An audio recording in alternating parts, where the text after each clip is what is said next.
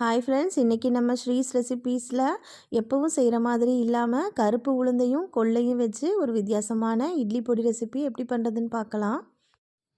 நல்ல கமகமக்கும் வாசனையோட எப்படி செய்கிறது நம்ம இப்போ பார்க்கலாம். அதுக்கு முன்னாடி நம்ம சேனலுக்கு சப்ஸ்கிரைப் பண்ணிக்கோங்க. இதை செய்கிறதுக்காக நான் கருப்பு உளுந்து 3/4 கப் எடுத்துருக்கிறேன். அதை நல்லா வறுத்துக்கலாம்.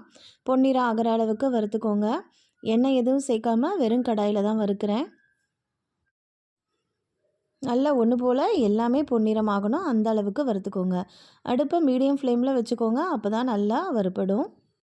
இப்போ நல்லா வறுபட்டுருச்சு. அதை ஒரு தனியாக தட்டில் எடுத்து வச்சு ஆற வச்சிடலாம்.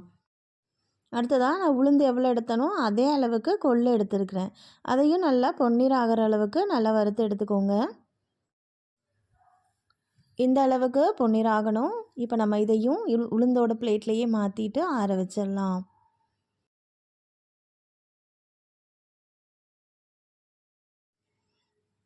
இப்போ அதுக்கப்புறமா கடாயில் கொஞ்சமாக எண்ணெய் சேர்த்துக்கலாம்.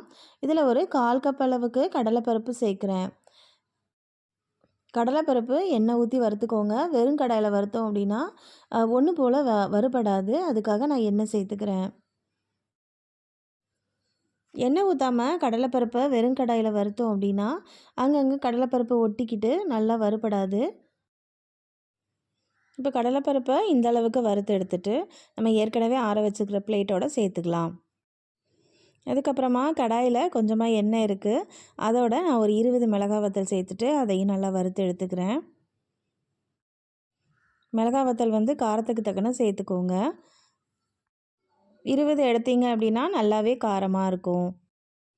அதுக்கப்புறமா அதே கடாயில் நான் ஒரு கொத்து கருவேப்பிலை சேர்த்துக்கிறேன். நல்லா ஒரு கைப்பிடி அளவுக்கு சேர்த்துக்கிறேன்.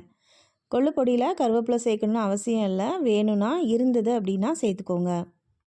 இப்போ எல்லாத்தையுமே ஒரே பிளேட்டில் சேர்த்துட்டு ஆற வச்சு எடுத்துக்கலாம். இப்போ இதை நம்ம மிக்ஸி ஜாருக்கு மாற்றிக்கலாம். எல்லாத்தையுமே சேர்த்து போட்டு அரைச்சி எடுத்துடலாம்.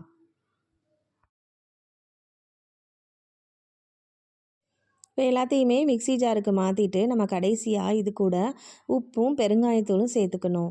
சேர்த்துட்டு நல்லா அரைச்சி எடுத்துக்கலாம். உப்பு தேவையான அளவு சேர்த்துக்கோங்க. அதோட பெருங்காயத்தூளும் சேர்த்துக்கோங்க. கெட்டி பெருங்காயமாக இருந்தது அப்படின்னா அதை எண்ணெயில் போட்டு வறுத்து எடுத்துகிட்டு சேர்த்துக்கோங்க. இது தூள் பெருங்காயனால் நான் அப்படியே சேர்த்துக்கிறேன். இந்த அளவுக்கு கொரப்பாக அரைச்சி எடுத்துக்கோங்க. இப்போ இது கூட நான் ஒரு 10 பூண்டு பல் சேர்க்குறேன். சேர்த்துட்டு இதையும் நல்லா அரைச்சி எடுத்துக்கலாம். பூண்டு சேர்க்குறதுனால பொடி நல்லா வாசனையாக இருக்கும். உங்களுக்கு எந்த அளவுக்கு கொரப்பு வேணுமோ அந்த அளவுக்கு அரைச்சி எடுத்துக்கோங்க. இப்போ நான் கொஞ்சம் சாஃப்டாக தான் அரைச்சி எடுத்துருக்கிறேன். இது இட்லி தோசையோடு சாப்பிடும்போது சுவை நல்லா இருக்கும்.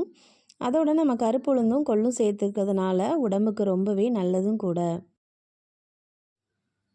சுவையான கொள்ளு இட்லி பொடி ரெடி ஆகிட்டு. இந்த வீடியோ உங்களுக்கு பிடிச்சிருந்தது அப்படின்னா நம்ம சேனலுக்கு சப்ஸ்கிரைப் பண்ணிவிட்டு லைக் பண்ணிக்கோங்க. அதோட நம்ம செஞ்சு பார்த்துட்டு கமெண்ட் பண்ணுங்கள்.